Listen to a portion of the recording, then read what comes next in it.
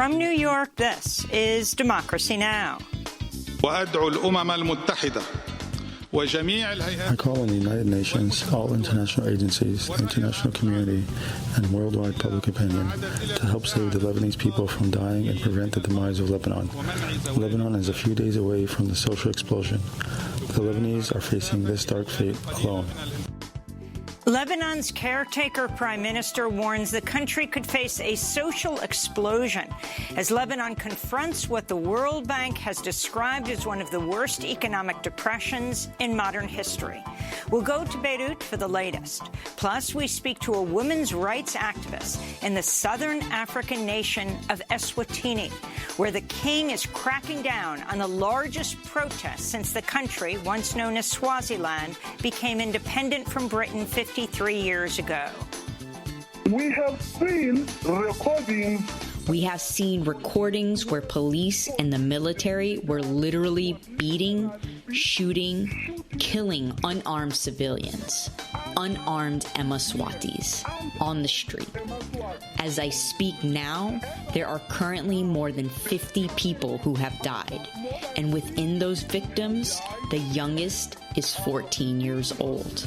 Plus, we get the latest on the fight over voting rights as Republicans in Texas unveil a host of new voter suppression measures during a special session. And President Biden and Vice President Harris take on voter suppression issues in Washington. Stay with us. Welcome to Democracy Now!, democracynow.org, the War and Peace Report. I'm Amy Goodman. President Joe Biden says the U.S. military will complete its withdrawal from Afghanistan by August 31st, nearly 2 weeks ahead of the previous September 11th deadline. Speaking from the White House Thursday, Biden said it would be up to Afghans to determine their own future nearly 2 decades after the U.S.-led invasion and occupation. We did not go to Afghanistan to nation build, and it's the right and the responsibility of the Afghan people alone to decide their future and how they want to run their country. I will not send another generation of Americans to war in Afghanistan with no reasonable expectation of achieving a different outcome. A Taliban delegation in Moscow said Friday the group now controls over 85% of Afghan territory. The Taliban has surrounded population centers, captured a key Afghan border crossing with Iran, and holds more than 2/3 of Afghanistan's border with Tajikistan. In Haiti, 2 Haitian Americans are among 17 suspects arrested over Wednesday's assassination of President Jovenel Moïse. Haitian authorities said a team of 28 heavily armed assailants, 26 of whom were Colombian, carried out the operation. They said at least 3 suspects were killed and 8 remain at large. Colombia's defense minister confirms some of the men are former members of Colombia's military. One of the 2 U.S. citizens arrested in Haiti is Haitian-American James Solage, the head of a maintenance and repair company in Florida. Little is known about the second Haitian-American suspect, Joseph Vincent, from the Miami area. The World Health Organization says Africa suffered its worst week since the start of the COVID-19 pandemic, with cases of the Delta coronavirus variant surging in countries where almost no one has had access to vaccines. In Namibia, 9 senior government officials have died of COVID-19 over the last 2 weeks as hospitals have been overrun by new cases. Namibia now has one of the world's highest infection rates. Tunisia's healthcare system is collapsing as the North African nation logs nearly 10,000 positive tests a day. Coronavirus cases are rising again in the United States, led by clusters in areas with low vaccination rates. White House coronavirus response coordinator Jeff Zients on Thursday urged people to get vaccinated to stop the spread of the Delta coronavirus variant. Virtually all COVID-19 hospitalizations and deaths in the United States are now occurring among unvaccinated individuals. And to be clear, there will likely continue to be an increase in cases among unvaccinated Americans and in communities with low vaccination rates, particularly given the spread of the more transmissible Delta variant. Pfizer said Thursday it's tweaking its COVID-19 vaccine formula to create a shot that targets the Delta variant. Pfizer's also planning to request emergency authorization in the United States next month for a booster shot of its vaccine, saying an early study showed a third dose raised neutralizing antibody levels in patients. On Thursday, the Centers for Disease Control and the FDA, the Food and Drug Administration, issued a rare joint statement saying they won't rely exclusively on drug company data to make a decision on booster shots. Texas Republicans are doubling down in their efforts to suppress voting rights as they unveiled a host of new restrictive measures during a special session Thursday. The bills include a ban on drive-through voting and 24-hour or late-night voting options. They would penalize election officials who make voting easier by sending out unsolicited absentee applications. The measures would also impose stringent signature matching requirements and increase the power of partisan poll observers, which can result in intimidation. The new restrictions, which disproportionately target voters of color, come after Texas Democratic lawmakers staged a walkout in late May to block the Republican-controlled legislature from passing a sweeping voter suppression bill. We'll have more on this story after headlines.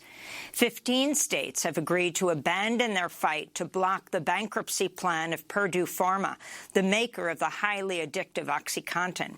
In exchange, Purdue will release tens of millions of documents, pay a settlement expected to reach $4.5 billion, and the Sackler family will agree to cede ownership of Purdue. The deal, which includes the states of New York and Massachusetts, would shield the Sacklers from future opioid lawsuits. The Sackler family will not have to apologize or admit responsibility for their role in fueling the opioid epidemic, which has claimed hundreds of thousands of lives. 9 other states and Washington, D.C. still oppose this week's agreement and are expected to keep fighting the Sackler bankruptcy plan. President Biden met with top cybersecurity advisors this week as the White House vowed to address mounting cyber attacks with Russian officials. Bloomberg reports Russian government hackers are behind a breach of a Republican National Committee contractor last week, though the source of the cyber attack has not been confirmed. The breach happened around the same time a massive global ransomware attack compromised hundreds of businesses and localities in the U.S. and around the world. Russia's denied responsibility for the hacks. In Bangladesh, at least 52 people have been killed after a massive fire broke out at a food processing factory outside the capital Dhaka Thursday. Many workers jumped from the factory's upper floors as the inferno blazed throughout the night and into the next day. It's unclear how many people remain trapped inside. The cause of the fire is not yet known, but such disasters are not uncommon due to poor or unheeded safety regulations in factories and residential buildings. Spanish police have arrested 3 suspects connected to the beating death of a young gay man whose killing set off massive protests in Madrid, Barcelona, and other cities throughout Spain. 24-year-old nursing assistant Samuel Luis died after he was beaten near a nightclub early Saturday in a town in northern Spain. One of his attackers was heard shouting a homophobic slur. The killing brought tens of thousands of demonstrators into the streets less than a week after Spain's annual Pride celebrations. The country still does not really accept that there are many different ways to love. It should not be possible that, just because a person decides to live his life loving a person of the same gender, or loving whomever, he ends up losing his life. The European Parliament voted Thursday to suspend funding to Hungary over its new law banning the depiction of homosexuality to children, saying it violates EU values, principles, and law. The vote came one day after the law equating homosexuality with pedophilia went into effect. In the occupied West Bank, Israeli forces have destroyed homes in a Palestinian Bedouin community for the 7th time since November, claiming they were built without permits. A Palestinian Authority official said Wednesday's demolition left dozens of people homeless, including 35 children. This is evidence that the occupation state is carrying out state-sponsored terrorism against the Palestinian existence. Now 63 Palestinians have become homeless. 11 families had their homes demolished and confiscated, even water tanks that a Palestinian citizen uses to provide water for their family and their livestock. They were confiscated and destroyed by the occupation. Elsewhere in the occupied West Bank, Israel's military blew up the family home of a Palestinian-American man accused of killing an Israeli teenager.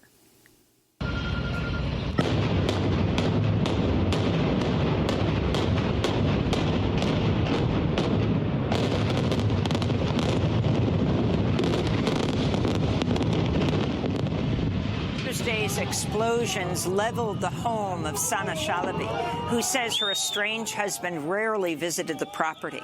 Israel's home demolition drew a rare rebuke from the State Department, which said Secretary of State Antony Blinken raised the issue with senior Israeli officials. Human rights groups have condemned Israel's punitive home demolitions as collective punishment and a violation of the Fourth Geneva Convention. El Salvador's government has expelled prominent Mexican journalist Daniel Lizarraga after he led investigations into government corruption at the Salvadoran online news source El Faro. In a video message recorded at the airport just before his expulsion to Mexico, Lizarraga promised El Faro would remain committed to independent journalism. They will not silence us. It won't happen. We won't stop publishing. We'll continue offering the best information possible, to the best of our abilities, as rigorously as possible. The Inter-American Press Association and other press freedom groups have condemned the government of President Nayib Bukele for clamping down on dissent. A new analysis by the World Weather Attribution Network finds this summer's record-shattering heat wave in the Pacific Northwest would have been, quote, virtually impossible without human-caused climate change. The study also warned that as the human-induced climate crisis continues to heat the planet, such events will become a lot less rare. The high temperature in Lytton, British Columbia, hit 121 degrees Fahrenheit June 29th, one day before a massive wildfire destroyed most of the town. The heat wave is blamed for up to 500 deaths in British Columbia, 78 deaths in Washington state, and 116 deaths in Oregon. California's governor has asked state residents to reduce their water use as he expands a drought emergency declaration to areas home to nearly half of California's population. Governor Gavin Newsom made the announcement Thursday at Lopez Lake, a reservoir in San Luis Obispo County that's at just 34% capacity. The hots are getting a lot hotter, the dries are getting a lot drier, and climate change is real, and it's here. And if you don't believe it, because you don't believe science, you got to believe your own eyes. California just experienced its driest rainy season on record, with average statewide precipitation plummeting to a 126-year low. And 14-year-old Zaila Avantgarde has become the first African-American winner of the Scripps National Spelling Bee. Murraya, Murraya. That is correct.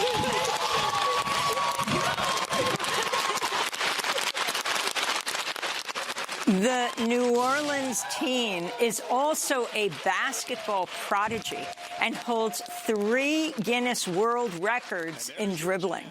Zaila Avantgarde entered the world of competitive spelling just 2 years ago. And those are some of the headlines. This is Democracy Now!, democracynow.org, The War and Peace Report. I'm Amy Goodman. President Biden met with civil rights groups Thursday to discuss ways to combat voter suppression efforts, as the White House announced a new effort to counter the Republican push to pass voting restrictions in key battleground states. Vice President Kamala Harris also announced that the Democratic National Committee would be spending an additional $25 million on organizing and registration efforts. She spoke at Howard University. We are going to assemble the largest voter protection team we have ever had to ensure that all Americans can vote and have your vote counted in a fair and transparent process. Meanwhile, in Texas, lawmakers followed other battleground states controlled by Republicans with a new push Thursday to overhaul the state's election laws. In a special session called by the governor, they introduced bills based on their earlier attempt to pass a sweeping voting bill that failed in the last session after Democrats walked out. For more, we're joined by Cliff Albright, co-founder and executive director of Black Voters Matter, which recently finished a 9-state, 10-day freedom ride to mark the 60th anniversary of the first freedom rides for voting rights. Cliff, we welcome you back to Democracy Now! Can you talk about, we'll start with Texas and then go national. What is happening in Texas right now with this special session? Right, so there's a special session. We're calling it the suppression session because in addition to pulling out this voter suppression bill, which in a state that's already has one of the lowest turnout rates in the country, where it's already the hardest to vote, they would make it even more difficult by passing a bunch of draconian legislation, pieces of provisions that would include criminalizing not just voters or people that try to provide assistance to voters, even criminalizing election officials that send out absentee ballot applications to voters. But one of the worst provisions in this bill is the one, and we talked a lot about this a couple of months ago when they were first trying to pass it, they still have the provision that would allow election observers, partisan election observers, basically unfettered access to the polling places, including the possibility of video recording voters. We already know that Republicans had been using this as a recruitment tactic. They said that they wanted to recruit an army of thousands that would flood the polling places to observe voters, the kind of army of observers that Trump talked about during his campaign. And so this is just again, one of the worst bills. This would make it the worst voter suppression bill in the country. And I will add this. It's a suppression session, not just because of this bill that they're considering, the voter suppression bill, but also because this special session, this suppression session, includes 11 other bills that are basically a smorgasbord of white supremacy, patriarchy, transphobia, just everything that you can imagine that is the worst on the Republican agenda, they've included in this suppression session, which is a reminder that when they suppress our votes, black and brown votes in particular, but all votes, when they suppress our votes, when they distort this democracy or what's left of it, it has implications that affect a range of policies dealing with our health, our economics. They've even got critical race theory in this suppression session. And talk about how this is being repeated around the country in what other states. And will the Texas Democrats walk out?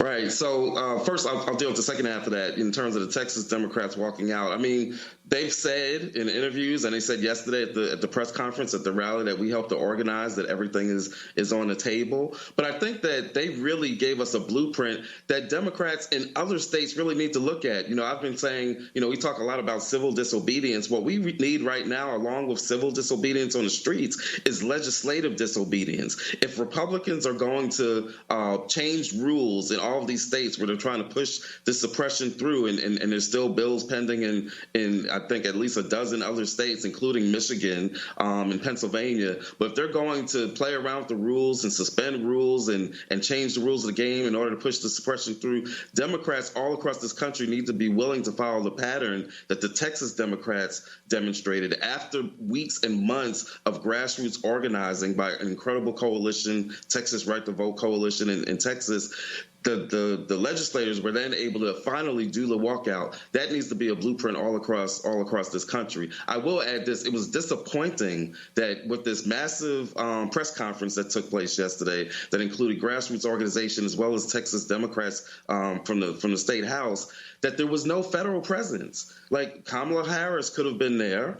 Since she's the czar on this, Joe Biden could have been there. Somebody from the Justice Department could have been there. Somebody from the Democratic National Committee could have been there. Any number of federal folks to demonstrate that Texas is not alone and that no state is alone in this battle. That would have been a good thing to show. But again, the Texas legislators and the grassroots organizations were there taking a stand on their own. We'll continue to do that in state after state. But this is a federal battle that's going to require federal legislation.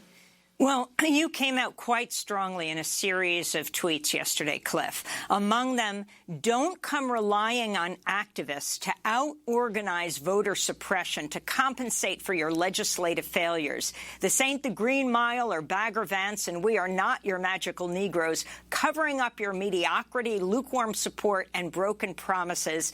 And then you name POTUS, Senator Schumer, and VP.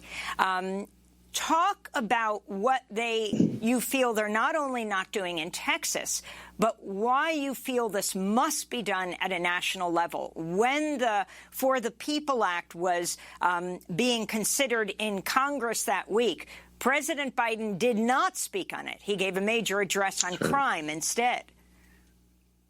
Exactly. Yeah, I mean, and you know, to speak to the tweet, there's a feeling, and it's come out, you know, both in the actions coming from the White House as well as in some, you know, leaked, unnamed staffers, that basically they feel like organizers will be able to out-organize the voter suppression, that we'll be able to out-organize Jim Crow, or even to out-litigate this Jim Crow, which, again, cannot happen without federal legislation. Cheryl and Eiffel from the Legal Defense Fund tweeted as much out yesterday as well, that we cannot out-litigate this if we don't have the federal protections necessary in the form of the For the People Act and the John Lewis Voting Rights Act. If we don't have those protections necessary, you can't out-litigate it, you can't out-organize it, and it's unfair and actually insulting for the White House to assume, or for the party to put that burden on the backs of voters, again, primarily black voters and brown voters and marginalized voters, to put that burden on our backs because they fail to get past this necessary piece of legislation. What could the administration do more of? Just a couple of months ago, Joe Biden said in an interview that he was at least open to modifying the filibuster, but we haven't heard anything else about that. Just like he presented a plan, he didn't just leave it up to Congress to say what he wanted on infrastructure, right? They had a White House plan for infrastructure. They had a White House plan on American families and American jobs. Where is your plan on voting rights? Where is your plan? If you're open, don't just be open to modifying the filibuster. Show Joe Manchin what your plan is and tell him, Joe, we've known each other for decades. I need you to get this rules change on the filibuster. Chuck Schumer, have a specific plan to get the filibuster at least modified. I'd really like to see it ended, but at least to get it modified. He has not shown the same level of aggression that he has shown, and urgency that he's shown on other issues. On this voting rights issue, we need him to use the bully pulpit. We need him to use every carrot, every stick, and show Joe Manchin a specific plan and twist those arms the same way Lyndon B. Johnson did, because he was forced to by organizers. But he needs to have that kind of a moment instead of a Rutherford B. Hayes moment, who was the president who ended Reconstruction, took the federal troops out of the South, and basically allowed white Southerners to have their way with black folks all across the country. We don't need Joe Biden to have that moment and to follow that example. We need him to follow a more aggressive example that supports and aggressively fights for voting rights. Well, let's hear what they did say at the White House yesterday. President Biden and Vice President Harris meeting with civil rights leaders. This is Cheryl Eiffel of the NAACP Legal Defense Fund speaking to the Black News Channel after the meeting.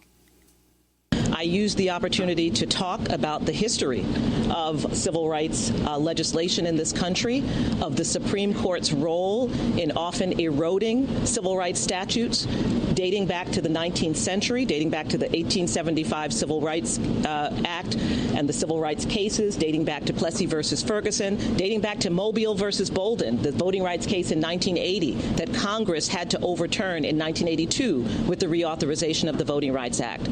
And then, of course, Shelby County versus Holder and last week's decision in the Brnovich case.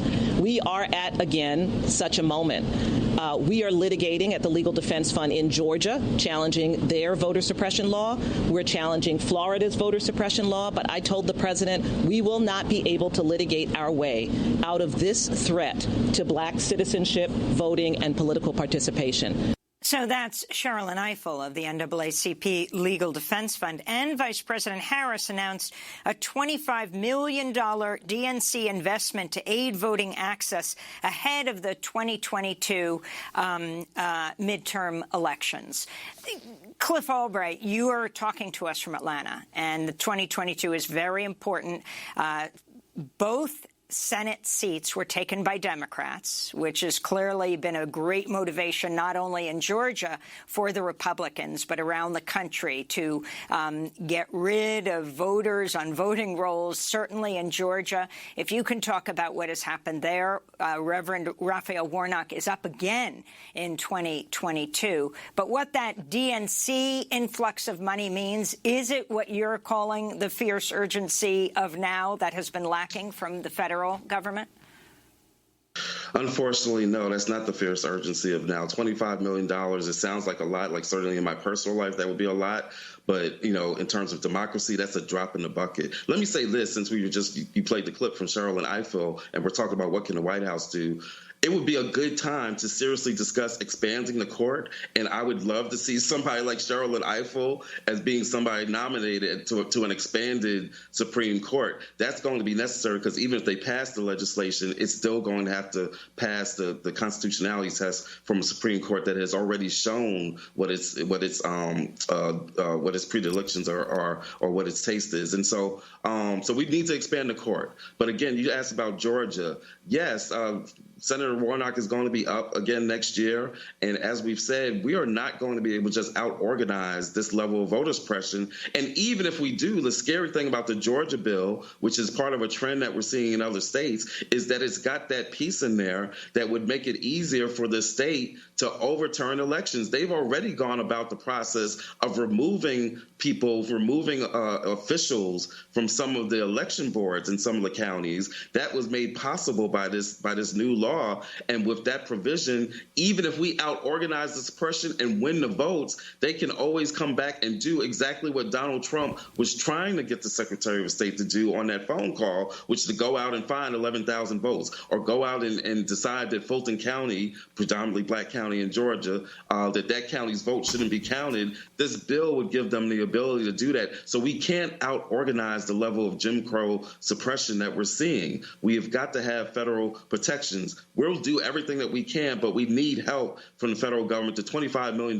there are organizations, we came close to spending that much in just our limited footprint across the country to mobilize voters. $25 million is not nearly enough to combat the kind of voter suppression that we're seeing. And beyond the amount, last thing I'll say, beyond the amount is just the timing or the sequencing. Now is not the time to be talking about how we're going to try to mitigate the impact of voter suppression. If the DNC is going to spend $25 million, I'd rather they spend it supporting groups that are organizing to fight the suppression. Let's finish this fight before we start talking about how we're going to mitigate the suppression that we're basically conceding we're going to fail on defeating. And finally, Cliff Albright, talk about the 60th anniversary of the Freedom Rides and the Freedom Rides that you engaged in. You're again speaking to us from Atlanta. John Lewis, the late, great John Lewis, participated in those first Freedom Rides 60 years ago.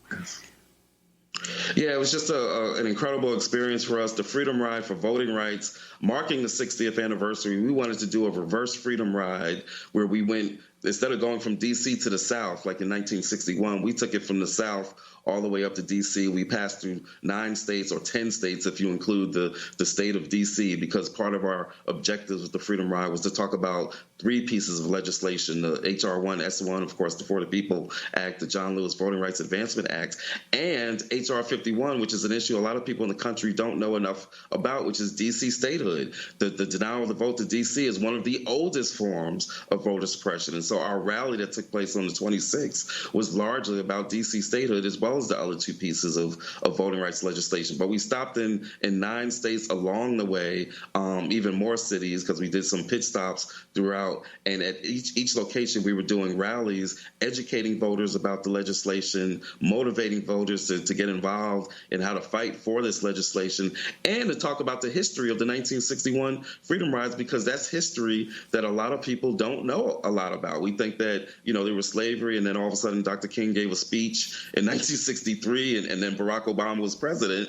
And in spite of what you hear about critical race theory, there's a lot of our history that's not taught. Those freedom rides were an important part of that civil rights movement, and part of why we wanted to focus on it is because we believe that by raising that history and amplifying it, and by featuring actual freedom riders at some of the stops, some of the rallies, we had actual freedom riders from 1961 who told their stories. By amplifying that history, you can't help but hear that history and not get involved in today's movement, to hear how those freedom riders saw a bus get bombed and then they decided not to run away from the movement, but to actually run to the bombing and to finish the freedom rides. You can't hear that history and not ask yourself, will I answer the call today? So it was an incredible experience. We had dozens of national organizations that joined us, including many of those organizations that met with President Biden yesterday.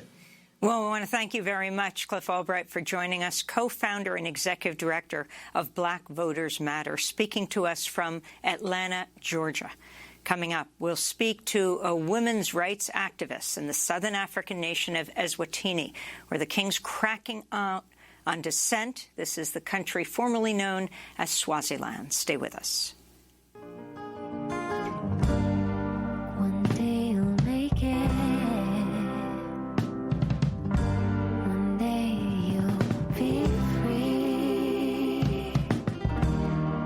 Before you lose yourself, don't forget to dream. You're a star so high, your future is going higher, going higher.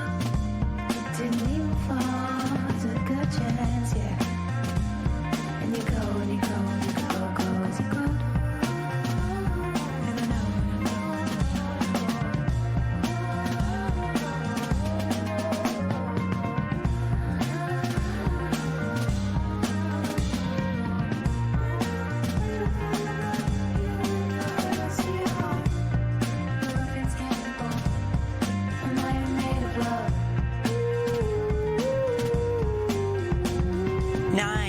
Salt. This is Democracy Now!, democracynow.org, the War and Peace Report. I'm Amy Goodman. As we turn to the African nation of Eswatini, which was known as Swaziland up until 2018. Eswatini is a landlocked nation in southern Africa. It's bordered by Mozambique to its northeast and by South Africa in all other directions. It's also Africa's last absolute monarchy. Human rights advocates are denouncing Eswatini's king, Mswati III, for brutally cracking down on the largest protests in the country since it became independent from Britain 53 years ago. Eswatini is currently facing an economic crisis with a shortage of gas, food, and other resources. More than half of Eswatini's more than 1 million citizens live in poverty, while King Mswati is known for his lavish lifestyle, including owning expensive cars and palaces. Amnesty International reported at least 20 protesters have been killed by state security forces and dozens of others tortured, detained, or abducted. There have also been reports of the military and police firing live rounds at protesters. The Committee to Protect Journalists has also criticized the government for mistreatment of journalists and for cutting off Internet access. According to CPJ, 2 journalists from South Africa were recently detained and beaten while in custody. Well, on Tuesday, Democracy Now!'s Juan Gonzalez and I spoke to a women's rights activist in Manzini, Eswatini. She asked us not to show her face and to disguise her voice because she's concerned she would be attacked for doing this interview. She began by talking about what sparked the recent protests. In March 2021, a university law student called Tabane Kamonye, who was a final year student, was alleged to have been killed by the police. Because of the ongoing police brutality before the death of Tabane Kamonye, I would like to highlight some of the instances which made Mswati, or the Swazi people, feel this is enough. We can't take it anymore. First of all, Eswatini is facing a serious economic crisis, where we have a high level of poverty and an unemployment crisis. We are also facing issues of students not getting quality education.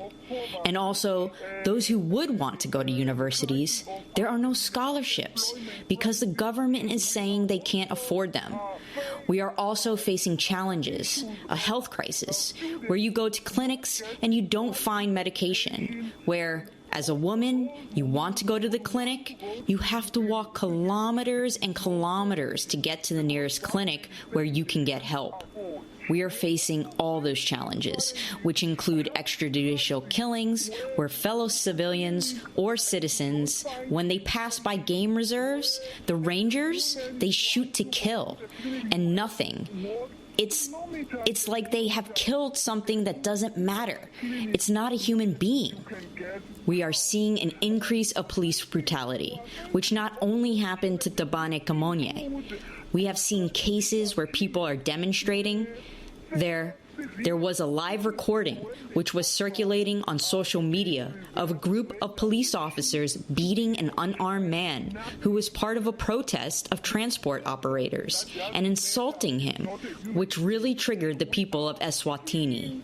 And nothing was done to those police officers. And more than that, we have seen in Eswatini, we are experiencing an increase of cases of violence against women. And some of these women have died, killed by enforcement officers who are maybe their husbands or lovers. And it has made Emaswatis lose trust in the justice system because we have seen some of these women abused and nothing happened. Instead, the law enforcement officers are promoted if they've abused a woman. I'd like to ask our guest, could you mentioned the economic crisis that the country is going through. The country is a landlocked nation surrounded on three sides by South Africa, on one side by Mozambique. What has been, and many of the people of your country work in South Africa. Could you talk about what the South African government's response has been to this repression, if any? Some of the Emaswati have been moving out now to try and look for work in South Africa. And we have now experienced some of the Emaswati being killed, attacked by South Africans, because the South Africans felt the Swazi people are going out to take their jobs. And it has become a very difficult situation. And this is why, even now, we are pleading with our fellow Africans and also the international community to say, what is it that we can do to try and address this situation without having lives lost? Let me also highlight another issue which has really infuriated Emaswatis. Whilst I have mentioned that Swaziland is facing economic crisis, there was a debate in Parliament where Parliament was supposed to endorse a loan by our government to borrow money from India to build a new parliament. As I've said, political parties were banned in Eswatini.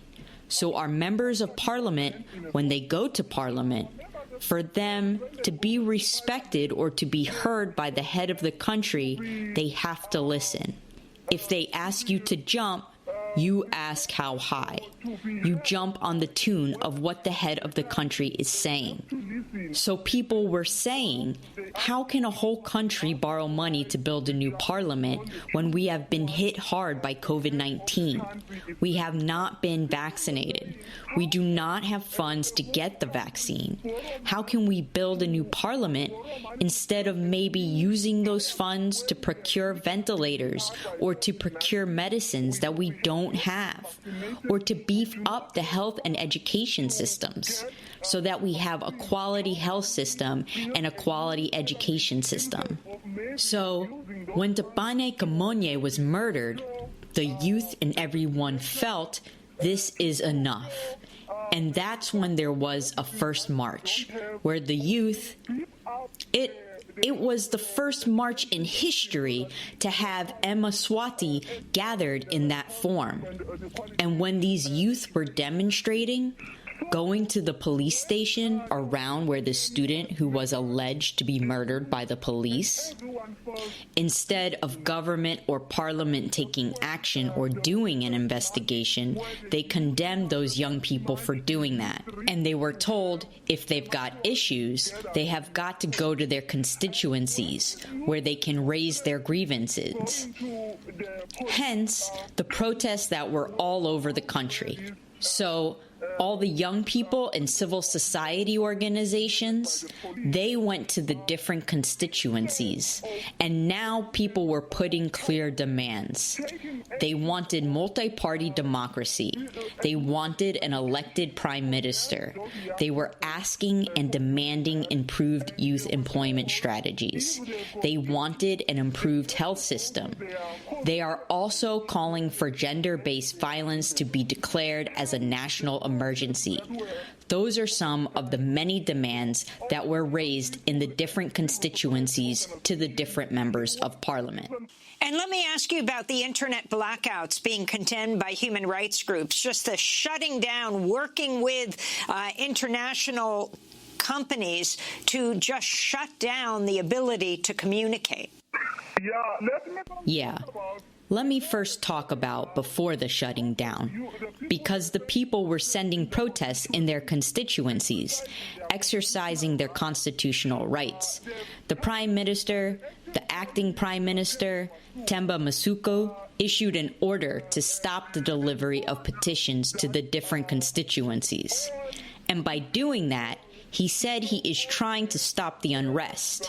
He also ordered all businesses to close by 3:30 p.m. and a strict curfew to have all residents off the street from 6 up until 5 a.m. And he also immediately closed all schools. He said it was for the safety of the learners. And he ordered the protesters to send their petitions online. And whilst he said they must send their petitions online, they then ordered the internet service provider to switch off the internet. And then Emaswatis were so furious, saying, "Then what do you mean?" And whilst they have done that, they then unleashed the army, the police, and the military to attack people who were looting on the streets. And some were burning structures, were burning shops, were burning vehicles on the streets. As I have mentioned, Swaziland is facing a serious poverty crisis. And when people are angry, there is a lot that can happen. We have seen recordings where police and the military were literally beating, shooting, killing unarmed civilians, unarmed Emaswatis, on the street. As I speak now, there are currently more than 50 people who have died. And within those victims, the youngest is 14 years old. We are not identifying you, but you are a women's rights activist in Eswatini. What is the current situation for women under crackdown right now? The current situation is very bad. It has hit women hard. And in Eswatini, 70% of the population is living in the rural areas. And in the rural areas, there are few shops. And those few shops have been burned. They have been looted. And now it is difficult for women to get food to eat. It is difficult to get sanitary pads for their kids, to buy milk for their babies. It's a very painful situation. And some of the people that have been arrested for looting, they are women. And as we speak, they have been denied bail just for looting. There is also a heavily pregnant woman who was denied bail yesterday. And we are worried about the safety of these women. And now the army. What do? They go to each and every home and say, "Where did you buy this sugar? Where did you buy this cooking oil?" If you don't have receipts, and these are rural areas, they don't have them, they are beaten. Some of these women are beaten, and when they explain, "I don't have a receipt, I bought in the nearby shop," and no one listens to that. So women are hit hard. And some of the dead people have left behind kids, which means women now have a heavy load to take care of those kids. And the shops that were burned, people have lost jobs. And the majority of people who work in the shops or restaurants are women, which means now they are without jobs. Their situation is very bad.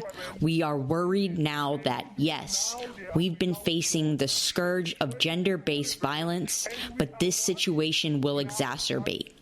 This is a situation where we will see more women abused, more women staying in abusive relationships or abusive marriages. That was a women's rights activist speaking to us from Eswatini, the country formerly known as Swaziland. She asked us not to show her face, to disguise her voice, because she was concerned she would be attacked for doing this interview. When we come back, Lebanon's caretaker prime minister warns the country could face a social explosion as Lebanon confronts what the World Bank has described as one of the worst economic depressions in modern history. We'll go to Beirut. Stay with us.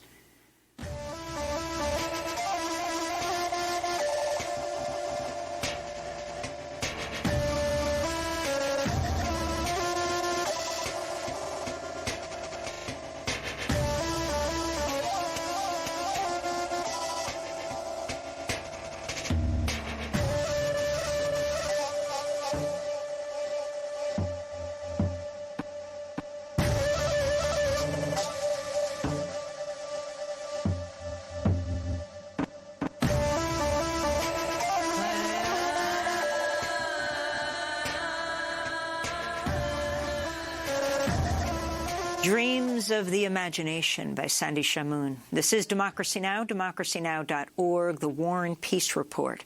Lebanon's caretaker prime minister is warning the country is days away from a social explosion as the country confronts what the World Bank has described as one of the worst economic depressions in modern history. Prime Minister Hassan Diab made the comment in a meeting with ambassadors earlier this week in Beirut. I call on the United Nations, all international agencies, the international community, and worldwide public opinion to help save the Lebanese people from dying and prevent the demise of Lebanon. Lebanon is a few days away from the social explosion. The Lebanese are facing this dark fate alone. The impact of Lebanon's economic crisis has been staggering. The country's currency has lost more than 90% of its value. Unemployment has skyrocketed. Fuel prices have soared. Most homes and businesses and even hospitals only have power for a few hours each day. Pharmacies are running low on medicine. The UN has warned over 3/4 of households in Lebanon don't have enough food or money to buy food.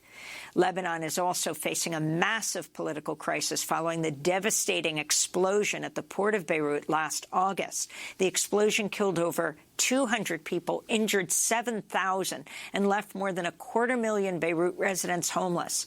Prime Minister Hassan Diab and his cabinet resigned after the blast, but Lebanese politicians have failed to form a new government, leaving Diab and his cabinet in power, but in a limited caretaker capacity. Joining us now from Beirut is Nisreen Salti, an economics professor at the American University of Beirut. We're also joined by Ziad Abu-Rish, the director of the MA program in Human Rights and the Arts at Bard College, also a board member of the Lebanese Studies Association and the co-editor of Jadaliyya-e-Zine. He's joining us from Seattle, Washington. Professor Nisreen Salti, let's begin with you. Explain the scope of what is happening in Lebanon right now. So to understand the nature of the crisis, it's perhaps useful to go back a little bit in time to see what setup led to the conditions that led to collapse. What we have is an economic system that was set up in the mid-1990s after the Civil War, and that instituted macroeconomic policies that put in place all sorts of economic elements, almost structurally, in the system. So we ended up with an economy that is heavily reliant on imports for the bulk of its needs, for its consumption, and very low or discouraged local production. And with this combination of two structural factors led to an unhealthy dependence on foreign currency inflows, in particular dollar inflows.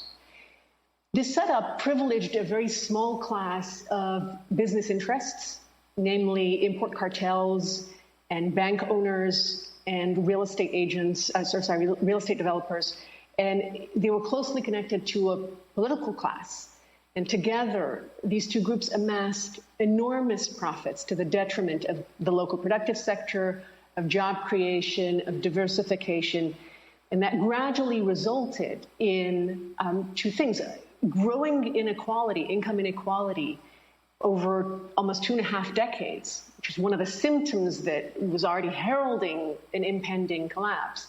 And then also the conditions that today led to the crisis, which is that we became extremely dependent on these dollar inflows. And the minute the dollar inflows stopped, which is what happened in the fall of 2019 when the crisis started, the entire system crumbled.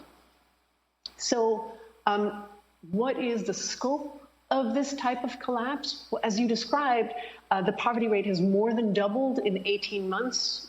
We have seen rates of food insecurity that are unprecedented for the country. Unemployment has soared. The rate of migration of students from private to public schools because they can no longer afford private schools is ever growing. There's been a shortage of basic life essentials, fuel for electricity, for transport, but also medicines, baby formula. This is, after all, a crisis that the World Bank is describing now as one of the 3 worst in the last century and a half. So the economy has shrunk very, very rapidly. So the little that was left of the middle class before the crisis began is now being pushed into poverty because there are very few jobs, very few economic opportunities. Also because those that still have jobs have seen their incomes lose purchasing power daily because of the hyperinflation that the country is experiencing. And then finally, because the banking crisis has meant that savings for most of society have been decimated, again, because of the currency and banking crises. So we have a middle class and poorer classes that are choked from all the standard sources of livelihood, all the standard sources of incomes. Meanwhile, the business and political class that benefited from the system was able to plunder the economy for 20-odd years, 20-plus years, and now has safely stowed its wealth abroad, outside of the country, so safe from the collapse. And many actually even continue to profiteer from the downfall through classic predatory tactics like hoarding or smuggling or extortion. So yes, the crisis has made a very highly unequal society even more economically polarized today. Ziad Abu-Rish, if you can also now put this in the context of the explosion that took place almost a year ago, last August. It seemed to have also exploded the government, but the government actually remains. Hassan Diab is still the acting prime minister. Can you talk about the judge investigating this huge explosion at the port of Beirut and now seeking to summon a range of powerful politicians and business people and could criminally charge them, and how that fits into this enormous economic crisis?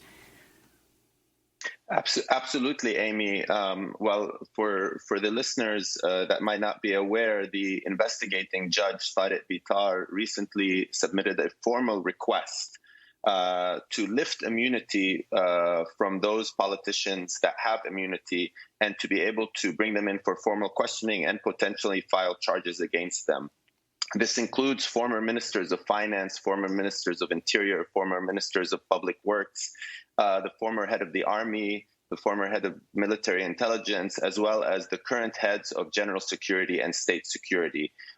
These positions also reflect a diverse array of political parties across the kind of major divide in the Lebanese political system. But we are yet to see whether this immunity is going to be lifted and what possibilities might actually result from this initial attempt. We should remember also that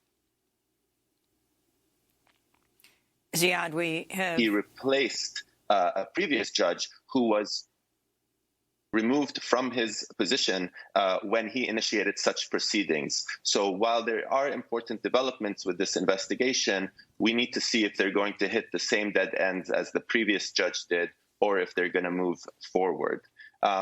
He's also seeking to question the acting prime minister? Yes. It includes the current acting prime minister, Hassan Diab, who is in the caretaker government, as you suggested.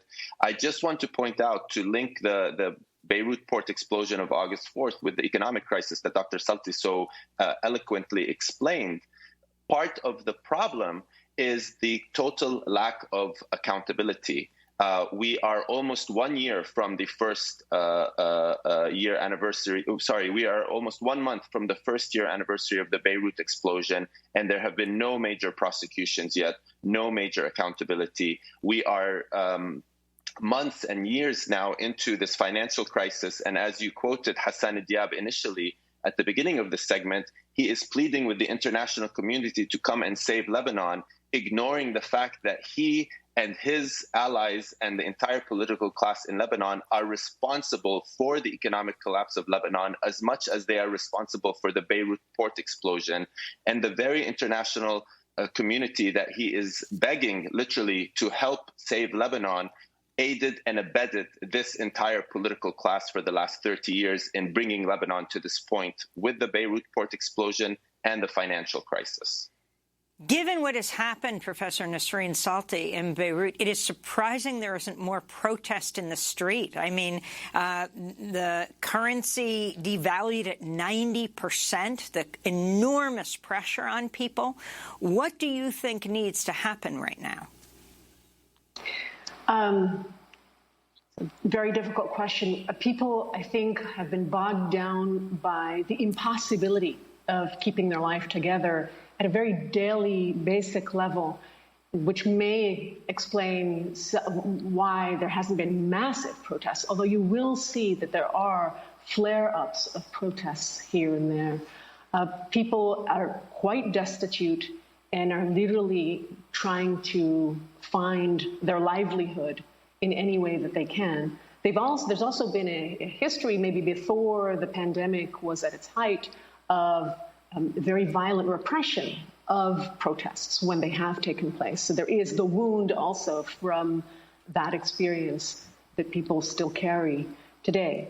What needs to happen, in my opinion, is it's clear that setting it up as a question of forming a new government and returning to the table of negotiations with the IMF, which is the way out, as cast often in mainstream media, is really not a way out, but a return to the status quo ante. In my opinion, what needs to happen is a deep overhaul of the current system. What needs to happen is a change in the very nature of the relationship between the state and its citizens, to transform it into a civil state that doesn't mediate its relationship to citizens through religious communities, a new vision for an economy that is productive rather than precarious and rentier, and captured by a small group of coalesced interests, and a state with some, at least minimal notion of social justice, which today our current reality completely eschews. So that, I think, is what really needs to happen in order to come out of this. Is there any chance of this? There are small signs of hope. There's, in the face of the impossibility of daily life that our current reality has become in the economic freefall, there are a few committed groups, vocal activists, and people on the ground who are organizing, who are coalescing around these very transformative goals.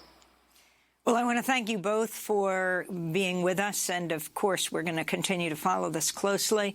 Nasreen Salti, economics professor at the American University of Beirut. We're going to link to your piece that you wrote back in 2019, No Country for Poor Men, How Lebanon Debt has exacerbated inequality. And Ziad Abu-Rish, I want to thank you for being with us, director of the MA program in Human Rights and the Arts at Bard College, also a board member of the Lebanese Studies Association and the co-editor of Jadaliya e-zine. That does it for our show. Democracy Now! Is produced with Renee Feltz, Mike Burke, Dina Guzder, Messiah Rhodes, Nermeen Sheikh, Maria Tarasena, Tammy Warrenoff, Jarina Nadura, Sam Alkoff, Maria Astudio, John Hamilton, Robbie Karen, Hani Masood, and Adriana Contreras. Our general manager is Julie Crosby. Special thanks to Becca Stelly, Marian Barnard, Paul Powell, Mike DeFilippo, Miguel Noguera, Hugh Grant, Dennis Moynihan. I'm Amy Goodman. This is Democracy Now!